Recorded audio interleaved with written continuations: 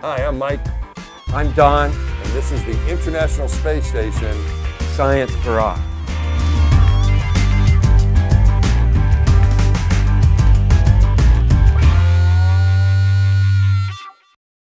What do we got today? Balloons. We have a balloon.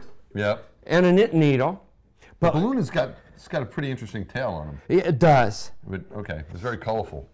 But what we have today is this side, which anybody can make if you want. It's called an electroscope. You made this out of an ice cream thing. We got yeah. Sicilian. Did you do this for me? Sicilian pistache, because I come from a Sicilian background.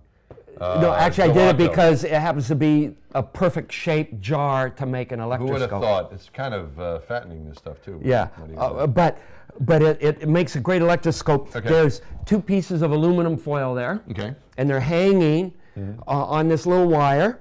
And you charge a balloon up with your hair. Your head, all right. Okay, and then you go like that, and see, look how. Wow, so that stuff moved. Yeah. Okay. So it transferred the static electricity. That's amazing. Yeah, and so the.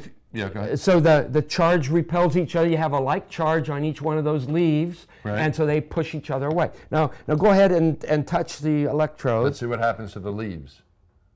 Ooh. Okay, so you removed the charge. And it came into me. It came into you. I felt okay. Now, so I'm charge this up again.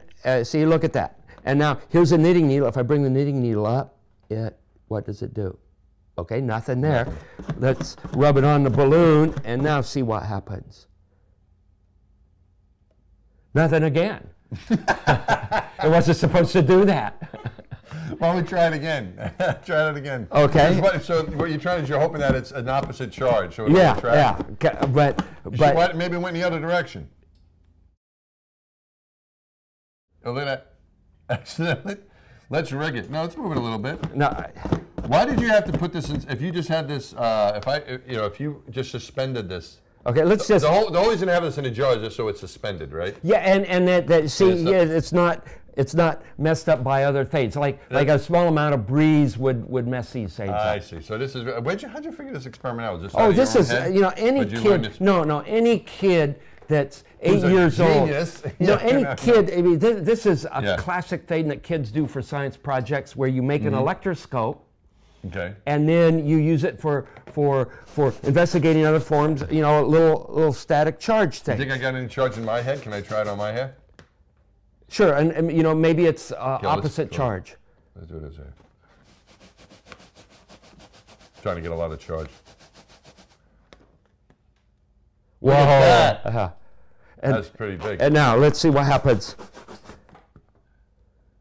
Wow. Okay. Now, this electroscope has a gravitational component. You need gravity to kind of pull down on those leaves, so the charge force is now balanced against gravitational force. So an electroscope like this would not work in a weightless environment like on stage. Well, the leaves would just go. Okay. So it would work. I mean, but they just, they wouldn't come back together. They wouldn't come back together again. So you wouldn't be able to tell the difference between when it was charged and when it wasn't charged. Oh, because it was just floating. Yeah, because the leaves would just float. So how could you make an electroscope that would work in a weightless environment? Could you make a simple thing? I mean, this is a Benjamin Franklin. Impossible. No, it's not impossible. How can you do it? Well, I made one on Expedition 30. Why am I not surprised to hear that? And I wasn't able to make it until Joe Acaba came up. Because you needed his head to make the electrical charge. No. Why? He brought along a necklace, a silver necklace from either his sister or his mother or something like that. He had this silver necklace that he'd flown to station for them. That's very nice. Yeah, really nice. A fine silver little chain. Yeah. And so I took the chain. And I had Did you give it back, Don? I only borrowed it for a day. All right, okay. So I had 2 strands of chain suspended between a plastic cylinder with a little wire like that, and the chain would just kind of sit there and float. The 2 strands of chain, and then when you take a balloon and you'd rub it on your head, and you would charge, the 2 pieces of chain would just pop out like that, and then when you took the charge away, then the pieces of chain would just kind of just float around again. Wow. All right, so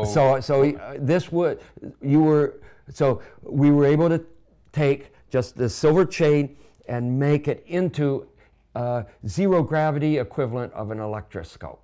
I'm sorry, but what would the thing about the chain that allowed you to do that? Was because it was more material, or well, it was anchored on both ends, and it has very little friction in terms of holding its shape. If you took if you took tinfoil like this and you anchored it on both ends, it would be too stiff, and the charges wouldn't bend it out. I see. So you needed something that could take the charge, conduct the charge. It had to conduct a charge. You needed two elements so that they would both have the same charge and they'd repel each other. Right. But it had to have very little friction. Right. So, and here you have very little friction, but you're balancing charge force with gravitational force. You don't have the gravitational force, so the charge forces would try to push the links of the chain away, but they're bound on each end, and they just kind of bow out like that. And if you just had a piece of wire, too stiff. It was too stiff. If you had a piece of the tin foil, too stiff. Too stiff.